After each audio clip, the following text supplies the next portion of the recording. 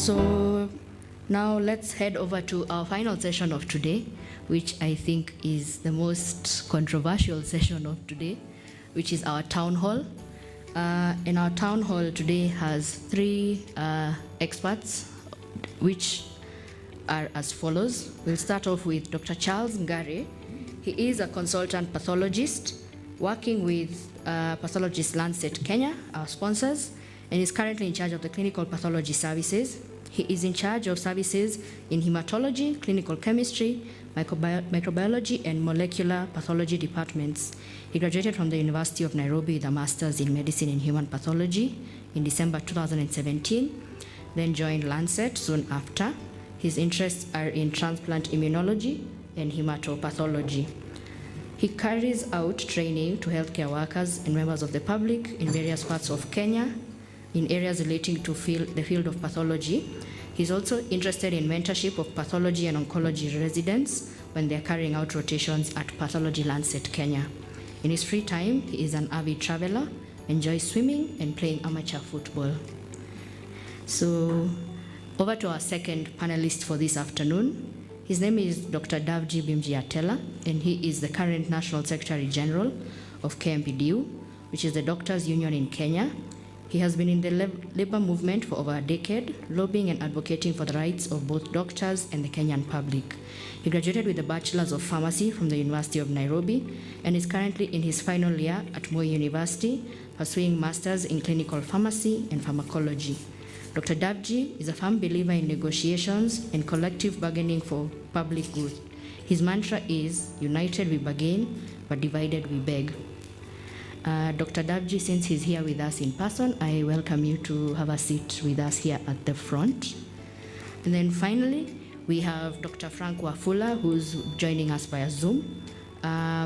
He is an academic director and senior lecturer at the Institute of Healthcare Management, Strathmore University, based in Nairobi, Kenya. He also works closely with the Kenyan government, supporting various policy and institutional reforms on behalf of the World Bank Group. His recent achievements include leading multi-agency initiatives that resulted in reforms to Kenya's regulatory system, development of health facility accreditation framework, and development of the first Kenya Health Public-Private Collaboration Strategy and Resource Guide. His current projects include evaluation of the Africa Health Diagnostics Platform, research strengthening professional regulation in Kenya and Uganda, research on developing systems response to epidemics, and implementing risk-based and responsive regulatory strategies across sub-Saharan Africa. Dr. Frank holds a PhD in health systems and policy from the University of London, London School of Hygiene and Tropical Medicine, and the Open University, which he got in 2012. He also has a Master's of Science from the same facility in public health, and he's also a pharmacist, and he got his degree from the University of Nairobi, with additional training from IESE Business School and Strathmore Business School. Prior to joining Strathmore, he led research and M&E at AIDS Fund, which is a global fund observer, and worked as a health systems research at Kemri Wellcome Trust Program, and served as a government pharmacist. He sits on various global and local advisory boards, including the World Health Organization Technical Expert Group on Regulation, where they develop guidance on health professional regulation for the 194 WHO member states. So karibuni sana, Dr. Atela, Dr. Ngare, and Dr. Wafula. I now hand you over to the session moderator, who is none other than Dr. Phyllis Awor, to take over for this town hall. Thank you. Welcome to the Young Doctors Network Town Hall discussion this afternoon. Our topic of discussion is emerging career development challenges and the possible solutions. The world and our country are ever changing. As such, young doctors face a particular challenge in navigating the career field. This town hall discussion aims to equip young doctors with skills and information needed to successfully wade these emerging challenges. As you've been told, my name is Phyllis. I'm a medical officer. As earlier introduced, our panelists are Dr. Charles Ngare, Dr. Frank Wafula, and Dr. Devt Atela. Welcome and thank you. I would like to welcome our online and our in-person audience. Thank you for attending this town hall. For our online audience, kindly post your questions in the chat section, and we will do our best to address them in the Q&A session. We will kick off this discussion with some questions on the key challenges and solutions facing young doctors in Kenya. I'd like to confirm if all our panelists have joined online.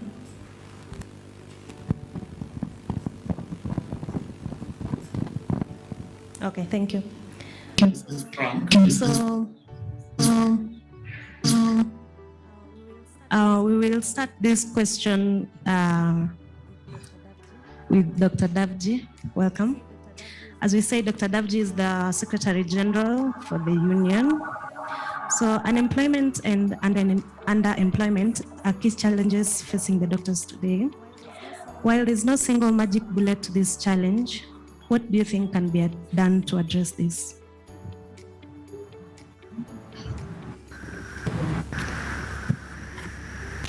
Thank you so much. Thank you so much, Kemi, and thank you so much to the young doctors for inviting us for this session of today. And then I also want to thank you for electing me to be the CEO and Secretary General of KMPDU for 2021-2026. And one of the main things that campaigning was the issue of unemployment and underemployment. We traveled in the whole country and actually interacted with doctors that were not working and those that were working at very low salaries. We have a lot of things that need to be done. And the doctors that are out that are not employed, it's not that there is a surplus. We keep on saying that it is an artificial made surplus, because if you go to the hospitals, you realize that there's a big shortage and those who are there are not able to cover in different departments that are working. So that's one thing that you must be clear with, that there's a big shortage in the facilities and that the numbers that are outside, even if are all employed, there will still be shortage.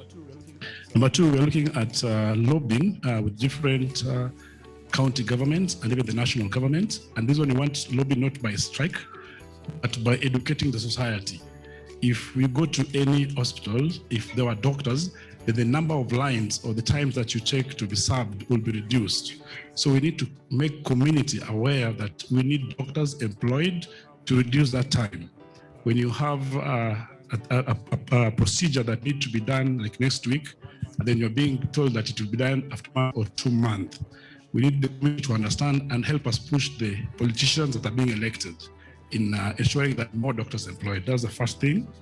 Number two, we're trying to look at the human resource manuals and the staffing norms. In the KMPDC guidelines and even the PPB guideline, there's a specific number of doctors that need to be in every level 5, level 6, and level 4 hospitals. If this number is not met, it is very, very important that the registrations of those hospitals they should be registered and even they should be monitored. And this, if it's taken seriously by KMPDC and PPB, we are very sure that the county governments and the referral hospitals like KNH will be forced to employ more doctors. And that will reduce the gaps of the numbers that are not employed. The other thing is the CBA 2017-2021 that's ending this year. The CBA outlined very clearly that the working hours should be 40 hours. If we change from the norm that doctors work for 24 hours, 48 hours, or for the whole week, and change it into a shift system, where in one day you work for your 8 hours, the next person takes 8 hours, the other person takes 8 hours, in one day will require 3 doctors to work. If that is practiced in all the facilities in the whole country, then the numbers that need to be employed will be more. People keep on asking that there's emergency call allowance will go if that is. The truth is that the emergencies that are being handled in the hospitals will still continue to be handled. If you're in the ward and there is an emergency at a given point, there's a casualty, you will still handle it. And also the history of the emergency call allowance was not just to handle the calls. So that's another aspect that we have to look at strongly. Then the other thing is employment agency. We are looking at a union, and this is something that we are going to work with strongly, that we want to expand our constitution to allow doctors that have just graduated, who have just become interns, to be members of the union. So we act as an employment agency so that any institution that wants a doctor to be employed should come through us. With that in mind, if a facility or a particular hospital comes asking for given, we can able to dictate how many doctors need to be employed. So that's something that we're working strongly, and we are lobbying that every doctor need to be ready to participate in the union. The other thing of underemployment, which we also experienced when we were campaigning, we saw some count employing doctors at 60,000. I think that was Machakos. We saw in Makwini it's 100,000. We've seen KNH paying 80,000. The one thing that is difficult for us to these doctors, though we are trying as much as we can to do it, is that these doctors have not joined the union. Because immediately you join the union, even during internship or just before, or just by paying a registration, or rather the signing up the form, these institutions, once they have signed the CBA, you at a cost or at a rate that is lower than what is declared in the CBA, then it means they have contravened the CBA. And we have a right to take them to court and penalize them on that. This happened during with the judges that were being paid and underpaid, and actually the court awarded them their salaries for all the years that they were not paid. And this is the approach you want to use on those doctors that are being underpaid on any terms in the counties. Thank you. Thank you, Doctor. Could you wait on the same question?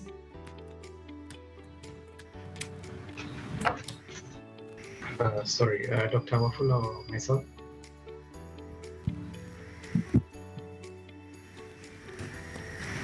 Sorry, you broke a bit. Did you say Dr. Ngari or myself? A minute.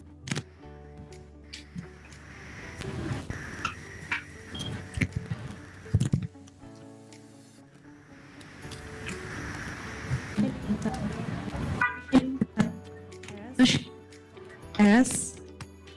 I'll ask Dr. Charles Ngari to weigh in on this. All right. Okay. Thank you so much, Dr. Phyllis. I hope I'm audible. Yes, you are. Yes, you are. All right. All right. Okay. Thank you for this opportunity to present at the KMA Young Doctors Network conference. I'm honored to have been invited to make or to come and join in the town hall. Just briefly, before I mention what it is I would like to say about underemployment or unemployment, just a quick note that my wife is from Kisii town, not far from Camel Park. So I'm hoping that the next Young Doctors Network pre-conference will still be held at Camel Park, so that I can kill two birds with one stone. So when it comes to underemployment or unemployment, I would just like to add on to what Dr. Benji Atela has mentioned, and thank you for that, SG. So what we need to do is now, as young doctors, look at opportunities outside the normal, what we call the traditional ways of operating, such as now you want to be employed in the hospital and work, doing clinical work. There are quite a number of other opportunities which we could take advantage of in other fields such as finance. Please look into that. There are those who are interested in other fields such as research. Also, you could delve to that, because the MBCHB degree is not just a degree that allows you to work in the hospital. It shows that you have the element of critical thinking and able to analyze quite a number of situations. And for those, excuse me, for those who've been able to venture into other fields, for example, another field that is right now is pharmaceutical. The pharmaceutical companies are employing quite a number of doctors. So those are other fields which you can look into. Other personal initiatives outside what a group initiative like the union is doing. Could be now going into specialization. For those who would like to specialize, please, if it's possible, try to do it early, because the sooner you do it, the more grounded you get into the career at an early time. And so it will give you even more lobbying power when you've just freshly graduated and now you want to go into specialization. I know some of us are having troubles with the counties releasing us, and that's where the union will come in, and I'm sure Dr. Atela will discuss this further. But for those who are considering to specialize, I would encourage you to do so early. And then finally, kindly join an association, whether it's KMA, the union, because in strength, in numbers, we have the strength. Thank you. Thank you, Dr. Dr. Davji, as a follow-up to your answer, you mentioned about lobbying and lobbying without necessarily going on strike. How do we strike a balance between creating an enabling... Recording in progress. Discussing and providing solutions to these challenges and sort of militancy or dissidence? Where is the line? You know, when you look at traditionally, we look at KMPDU that was formed in 2010 and registered in 2011. To when you talk of the way we are known in the media and the way we've been known out is because we've been participating in strikes to demand for our rights. This is actually legal because it's enshrined in the Constitution, and it's the only way that we have seen mostly is able to bring people onto the table. I think last year around August, when I was taking my son's treat, then I asked them whether they want to be president. They told me no, they don't want to be president because doctors will go on strike. And that was the only reason. There's a 10-year-old and 11-year-old. Then I looked at what possible way do we have to lobby and advocate for the issues that we want and change perceptions that we have in the community. Because the community knows that everything that we are advocating for is only money. It's not even the working condition, it's not even the employment of more doctors, or not even the things that are operating in the hospitals. And with that, we need to make sure that in a particular location, for example, one hospital, let's say Subukia in Nakuru, in this particular place, that hospital has MCA who comes from that area. There's a member of parliament who comes from that area. There is a women rep, there is a senator, and then there's a governor. If the things are not operating, these people need to understand how the place operates. If you go to like a new teaching and referral hospital, for the last two, the community holding coffins and advocating for doctors to be in facilities, doctors to be instated. This is because they've learned that it is their parents as politicians who are not being treated when they're not doctors. They've learned that and their cousins. So they must understand how the hospitals operate. And that's the one way to put our voice out there. We need to advocate and make sure that when the doctor is employed in any place, is not employed to treat another doctor. The doctor has been employed to treat the members of the society. And that's why we need their numbers. And that's why we've thought this time, before we actually settle down to go on the strikes, we must put a balance that the country actually knows the need and what you're standing for. Thank you. I'll move to the next question. This one is for Dr. Fuller. So non-clinical physicians are getting more specialized tasks assigned to them. As a healthcare system strengthening expert, what does this mean for the profession? And how can we as young adapt to this? Thanks, fellas. I hope you can hear me well. And I think there might be a connection issue. I hope it's not on my end. Feel free to stop me if you lose me. Yeah, so that's become the new normal now, and it's kind of been coming. It's taken a bit of time, but it's now here, and the only constant in life is actually change. And I feel like, and this is really useful for young doctors to appreciate. I feel like there's a new normal that as medics, particularly the younger ones, you have an opportunity.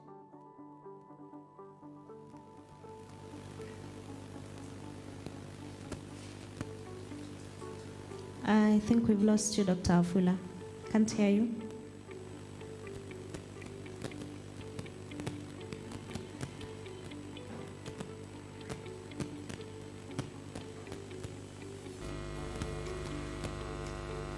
For a long time, that was fine because the professions ruled and the tag was enough to get you by.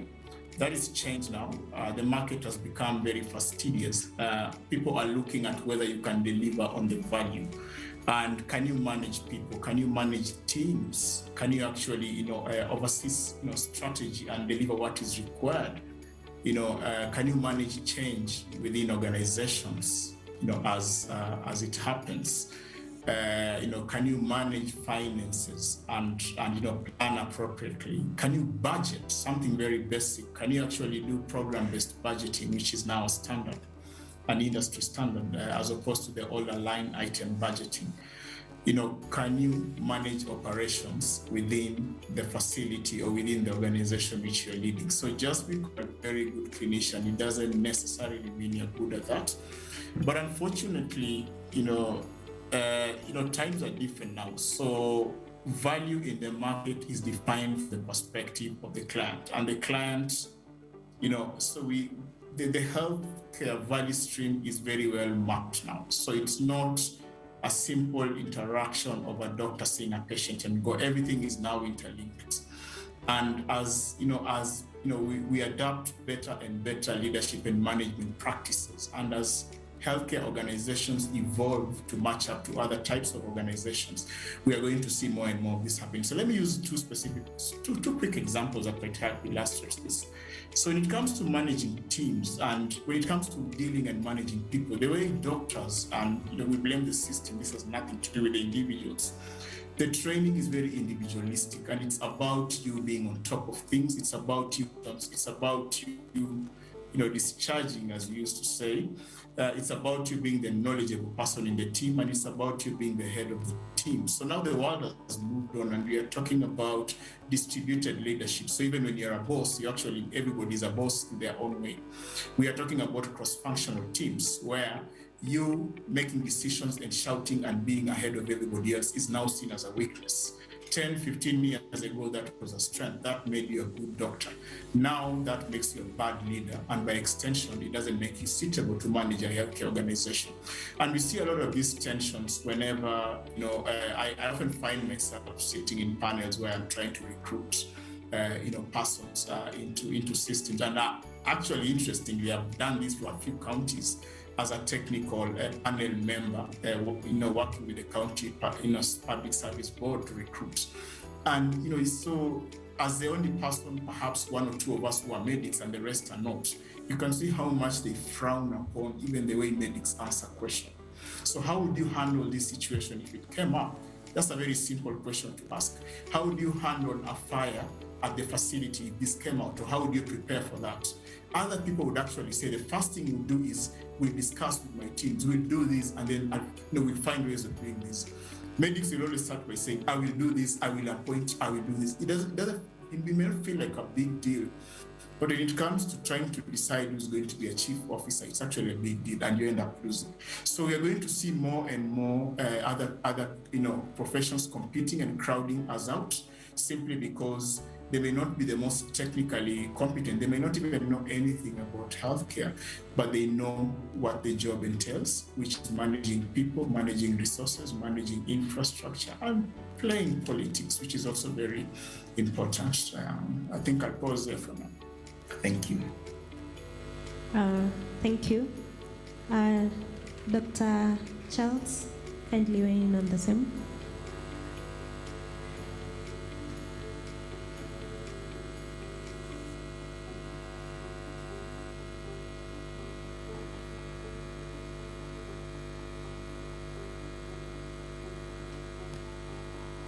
I think that Tari might be muted.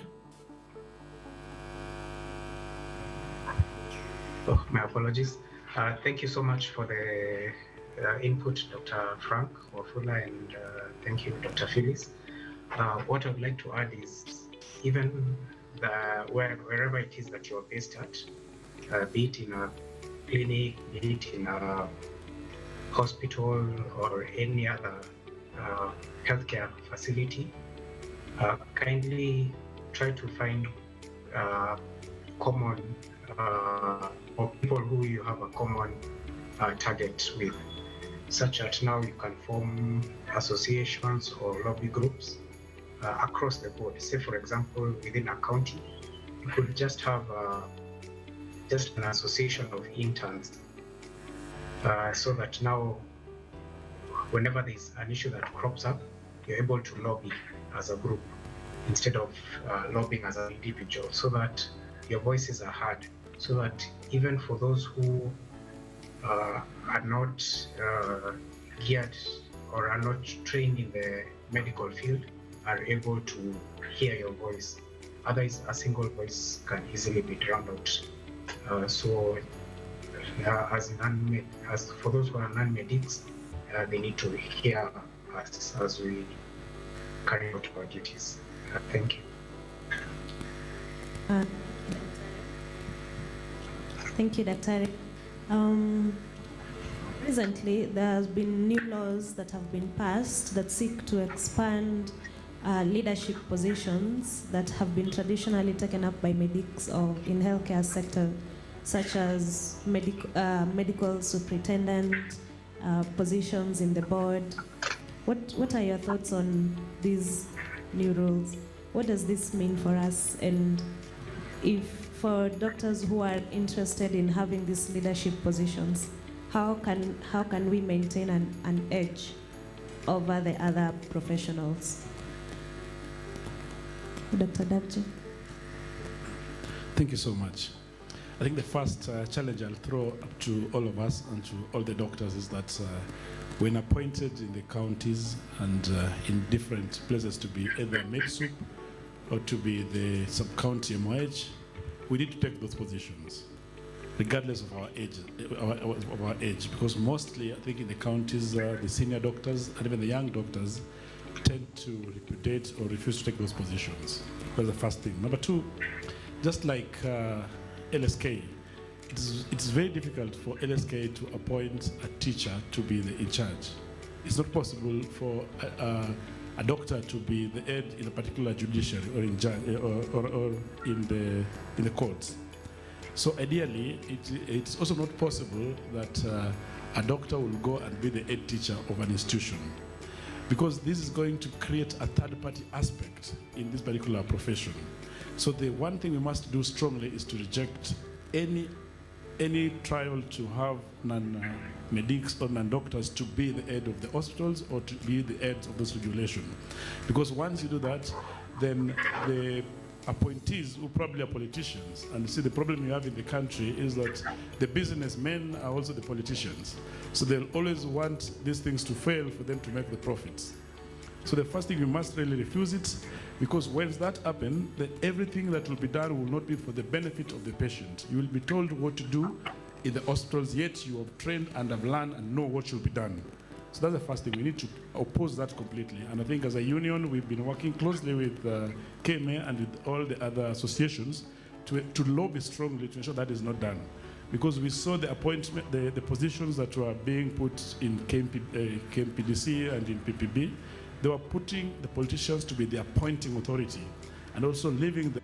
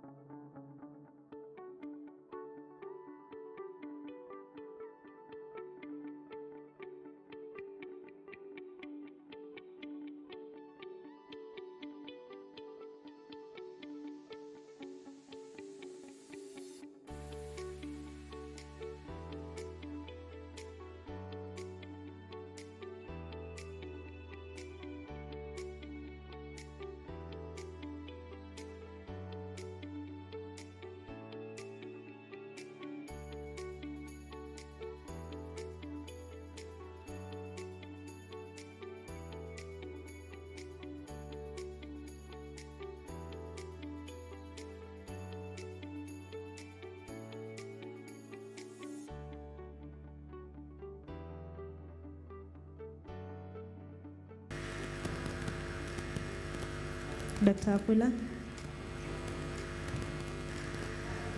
Sorry, I have a connection issue, but please don't worry, we are getting there. At least we are managing to communicate, which is all that matters. Yeah, so I mean, absolutely right. So the first thing I would do is I would actually add caution. So first of all, I agree with Dr. Attell. I think those are really strong points. You see, one thing you guys need to appreciate is a lot of these things have a political solution, but they also have an individual responsibility. They speak, you need to take action as an individual, but as a profession, you also need to, to take, to disrupt the market. You need to control and own the market. So, Dr. Attell and his team are very efficient at offering the political solutions, which you need, by the way. As doctors, you can't survive without, lobbying and getting, things done your way. From the big brother, but you also need to take a lot of these responsibilities, head on yourself. So just going back to the question around these institutions. So the first thing I urge is try and separate out, because these institutions are quite different. So for example, if you're talking about an executive position in a county, that's quite different from a non-executive position on a board, for instance. Also, when you're talking about playing a role in an implementing agency, that's quite different from playing a role in a regulatory agency. So why do I think these differences are important? It's because when it comes to matters of regulation, I keep insisting and I keep reminding us that regulation is for public good. It's actually not for professional good. I know that sucks. It's not ideal. But that it is what it is. And so that basically means as time progresses, we are not there now, but as time progresses, we are going to see more and more direct public engagement in regulation, particularly regulatory oversight activities. However, the other important thing that you're going to see is more and more move towards self-regulation, because that has been proven to work. So we expect that as time goes, you'll actually see a separation of professional regulation from oversight of the market. So the oversight will be done by the public, and you'll have a lot of lay representation. You might have some professionals in the oversight body, but they are not supposed to be there necessarily representing KMA or anything like that. They're supposed to be on the public side. However, when it comes to the technical aspects of regulation, you really can't allow people who are not professionals to do that, because they don't know what to check. They don't know what to do. They don't know how to define the standards. So that's kind of a lower but more direct level. And I think you're going to see, as the distinction becomes clearer, you're going to see more and more doctors taking over a very active regulatory role. Already there are institutions that are providing training on governance and regulation of health systems, because it is actually a job. It's not something that, it's just like a union. You'll be told you'll actually be trained as a union. It's not just about shouting, and Dr. Taylor can actually tell us more about that.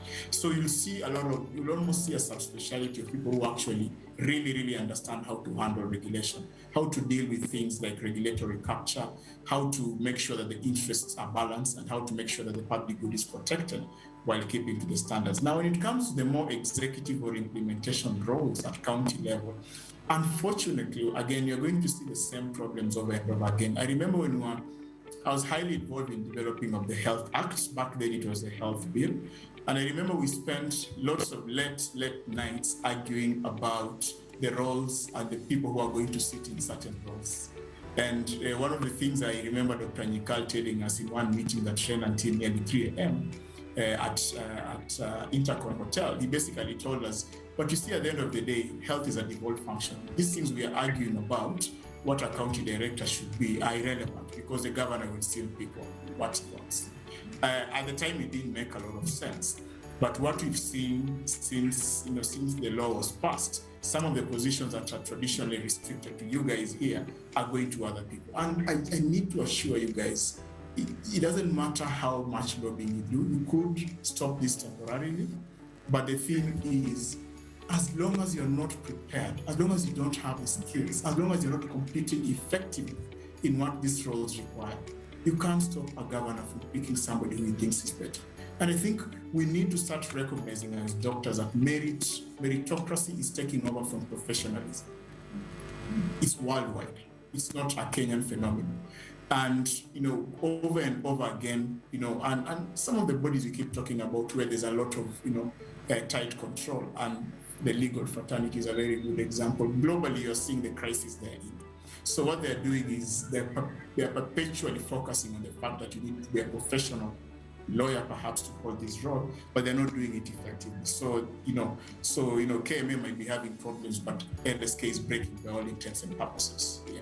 And so that actually becomes a problem. So you also need to be very careful about which direction to go. And I always advise doctors, be prepared so that when these roles come up, if I was recruiting a chief office of health and I got a doctor who is very good in leadership, understands financing, strategy, operations, and somebody who isn't a doctor, I will recommend the doctor because the doctor brings an additional advantage. They understand things about health that nobody else would ever understand. But if all I have is a banker who has all these skills, management skills, and a doctor who is a surgeon, I'm going to pick the banker. And I think that is what I keep insisting. You need to know that to effectively manage, re-engineer an organization and turn it into a high-performing organization, you need certain skills that you did not learn in medical school. Some of these you don't need. We train some of these at Stratton, but you don't need that. There's so many online courses. You can actually do short leadership courses. You can test yourself, work with mentors, walk certain journeys. There are so many ways of honing these skills.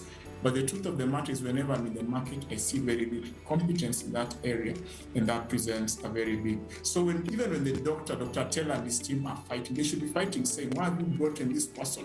And we have this person. They are throwing 10 CVs. They are throwing 10 people who are equally qualified. It becomes a very easy fight for the union. But at the moment, it looks like the union is fighting to protect the professional at the expense of service delivery.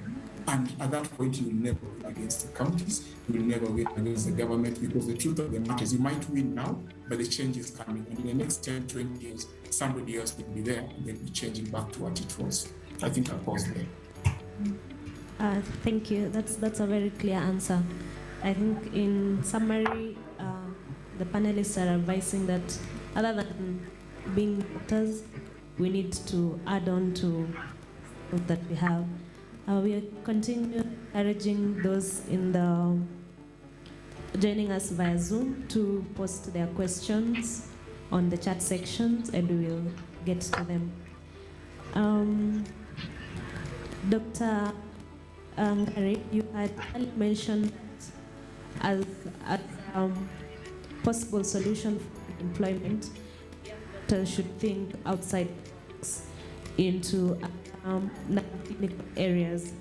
However, as a pathologist with quite an illustrious career, what are the options for doctors who are keen in the clinical area, for those who want to stay what you would call the traditional of medicine?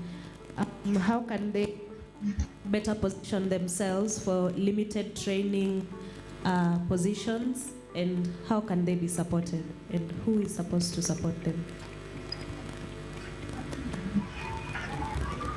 All right, thank you very much for that question, Dr. Phyllis. So I'd mentioned that it would be good as doctors we think outside the box in terms of looking at other employment opportunities and other opportunities for career growth. So one way we could do that is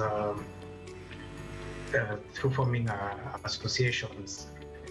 I'll give a good example for those who've come across a group called Oasis group. I know they have a branch in Kisii.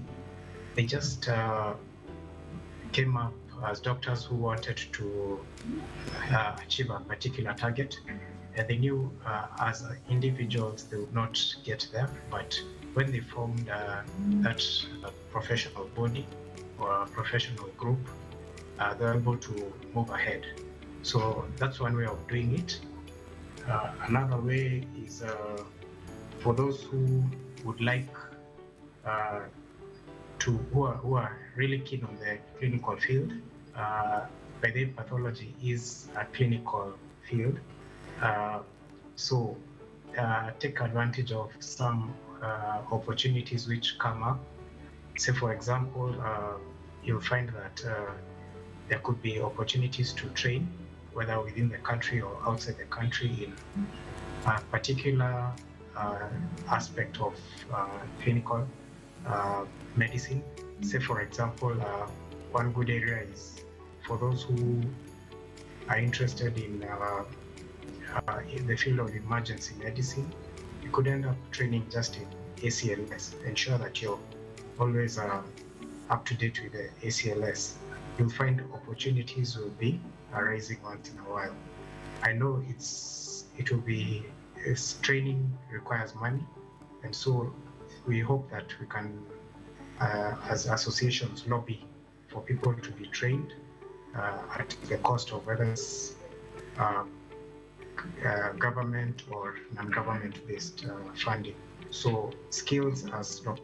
Wafula says, is what will get us far. When we know what it is that we want to achieve and we acquire skills for that, then we shall be able to get our voices heard. Thank you. Thank you, Dr. Devt. The bulk of young doctors are MOs, interns, students, and registrars. So, what are some of the solutions?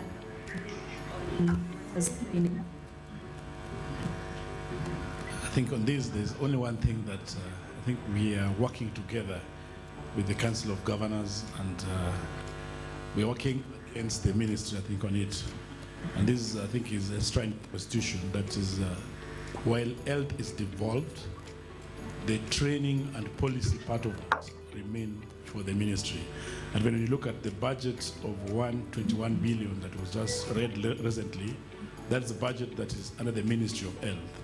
And they refer the NTRH, KNH, Madari, and the likes. While the budget that goes to the counties, part of it is when the county need to put to the health. So one thing that we're in agreement is that once doctors have been released from the counties to go for the postgraduate studies in the universities, the Ministry of Health need to pay their fee, up the salary. That's one thing that we're pushing on. And by doing that, they should also, as a procedure of policy, they need also to pay their fees. This has been done previously for a long time. It's only the fees for 2019 and 2020 that has not been paid. But you're looking to show that also the salaries are being taken up. That's something that the Council of Governors is supporting, but we still have issues in the Ministry of Health.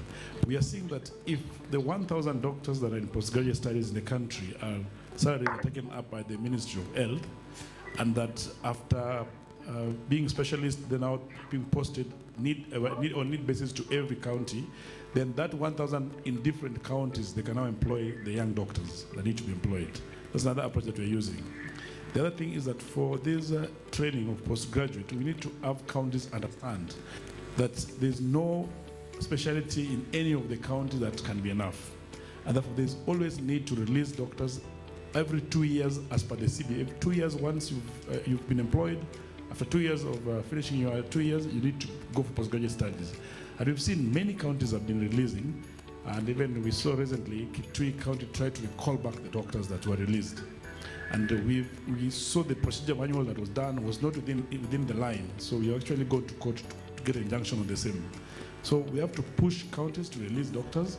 And then we're also supporting this collegial system, whereby the counties, the training institution act as a site for training the doctors.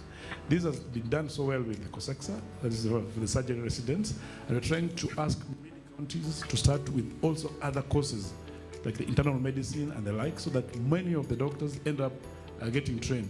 Because outside the country, let's say like in the United States and Europe, when you've worked in an institution or in a particular department for a given number of years, those can actually be experienced and be licensed for that particular specialty. So that's another approach that we're looking for doctors. Thank you.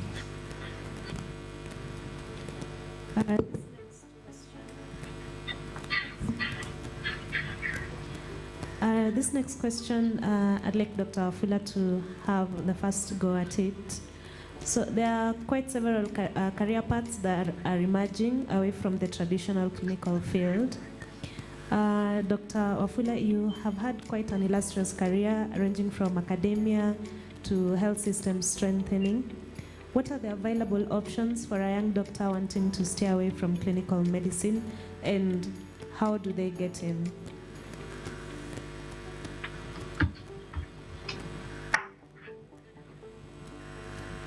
Wow, that's a tough one. First of all, I've never been a big fan of the word staying away from clinical medicine.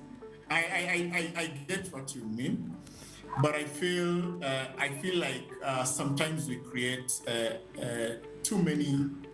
we create a very wide buffer across this, and I actually think they're so interlinked. And you know what I personally hope to see more and more is a lot of interdisciplinary and collaborative work across this field, so that they allow you to be a clinician today and then tomorrow you're doing epidemiology or you're studying something around what's happening, and the following day you're involved in policy.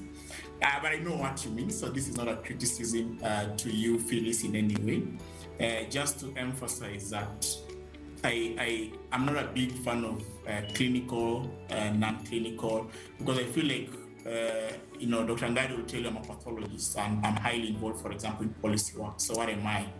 So sometimes it gets pretty confusing. And I think some of those divisions are quite artificial and not very helpful. But I get your point, and I'll answer based on my understanding of what you mean. My view, and this is based on my personal experience, is first of all, pick your pain. And this is a young, doctors network. So I'm assuming by definition that means there's quite a few young people here.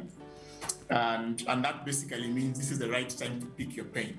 What do I mean by picking your pain? You need to make a hard decision, a couple of hard decisions now, and start moving towards that direction. And this may not happen overnight, it's fine. And I know you need to put, bread and butter on your table, that's fine.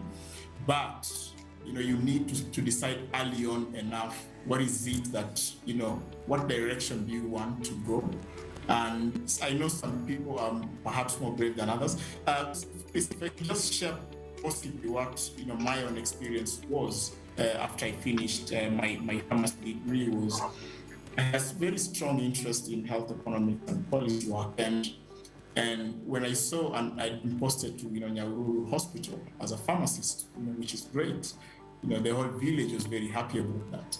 But then I've always had this interest in issues of policy and economics. And so when Kemri wanted an intern to come and do health economics and policy, one of the hardest decisions I ever took in my life was to quit my job and take up an internship that at the time really wasn't paying.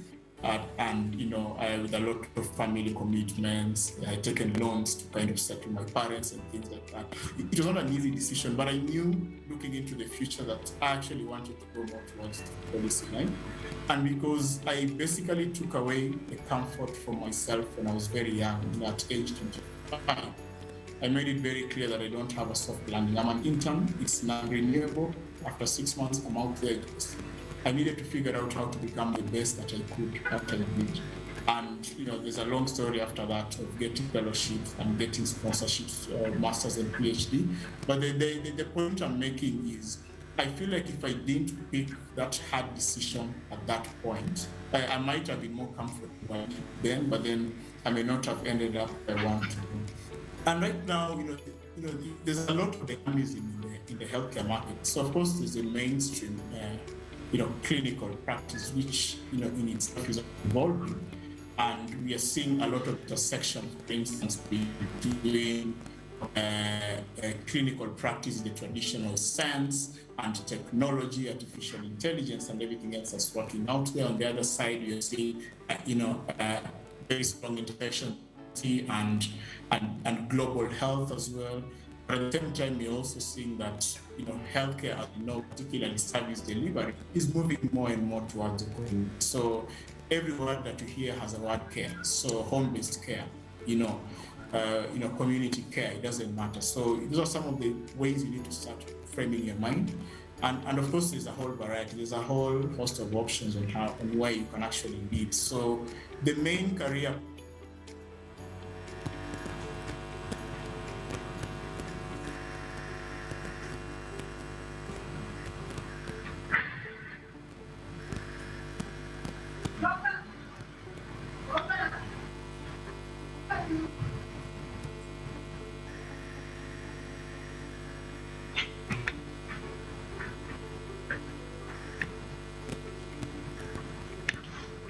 sorry, has Dr. Wafula's screen frozen? Or? I think so. I think we've lost him for now. So as we wait for Dr. Wafula to be maybe back. I could add on to it.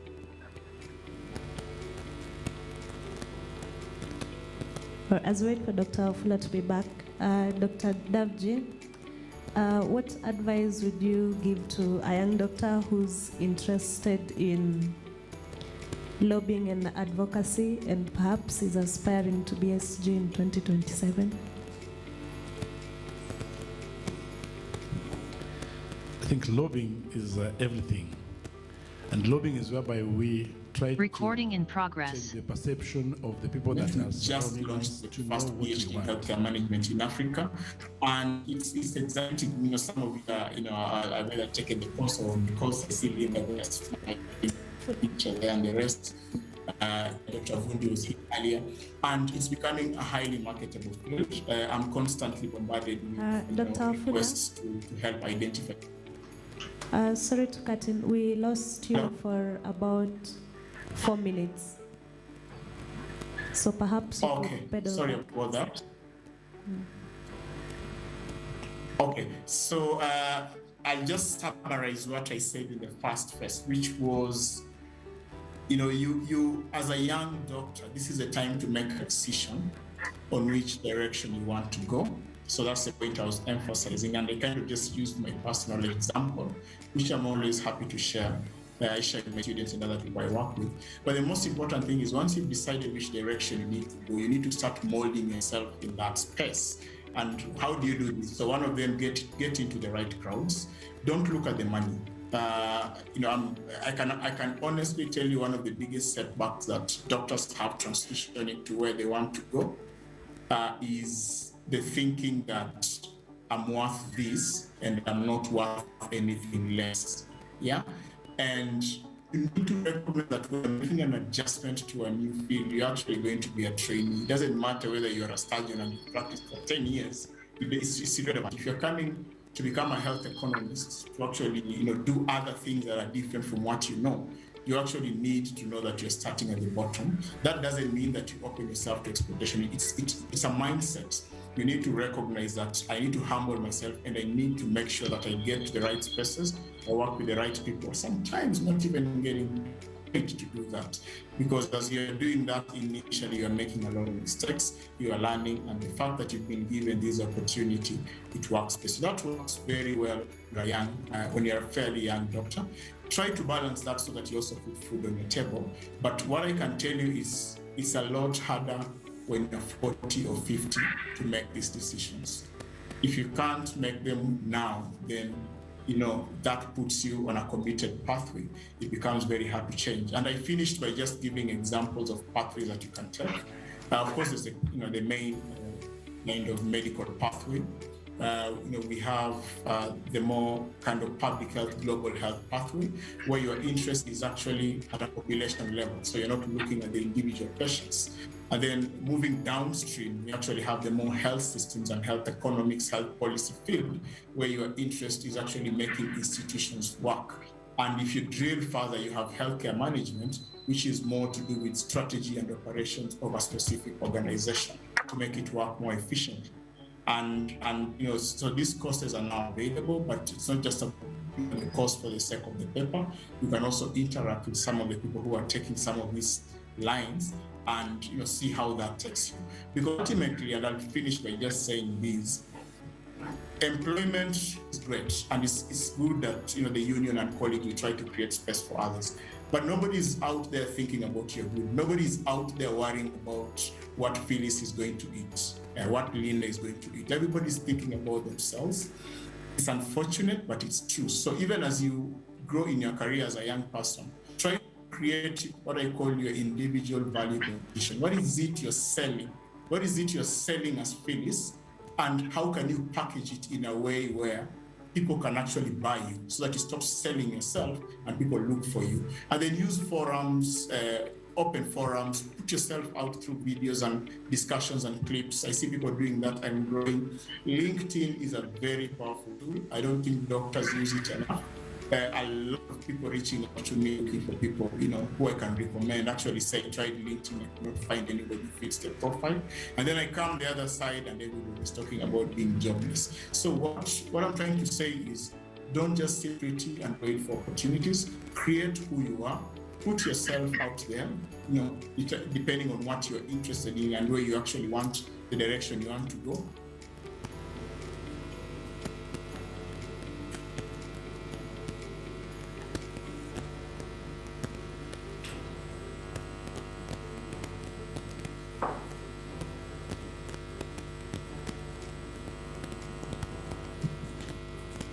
Okay, we've lost Dr. Wafula for a few minutes again. Recording in progress.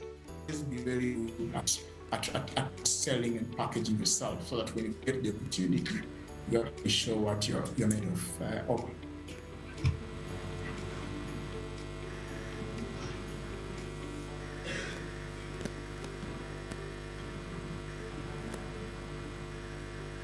Phyllis? Thank you. So the next question is one I'd ask to devt.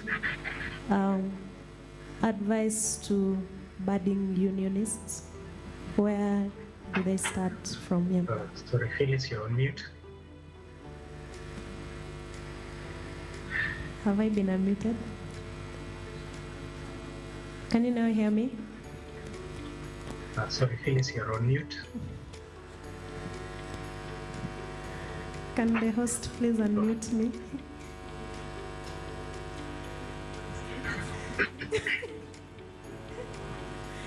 Okay, can you now hear me? Yes. Okay, thank you. Dr. Devt, in pursuit of different career paths, there are some young doctors may be interested in advocacy and lobbying, thus very interested in union work. What advice would you give to them? Okay, the first thing is that there has to be an aspect of self-confidence and courage. You can be a union anywhere you are and speak for the things that you believe and know that they're the rights, the things that need to be done.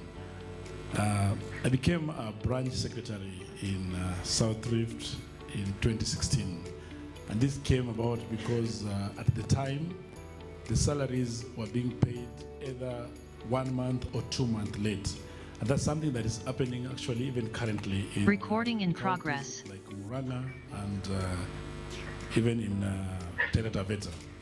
So one thing is standing out and saying it regardless of the person that is listening to you, whether it's the director or it's the med sup or whoever.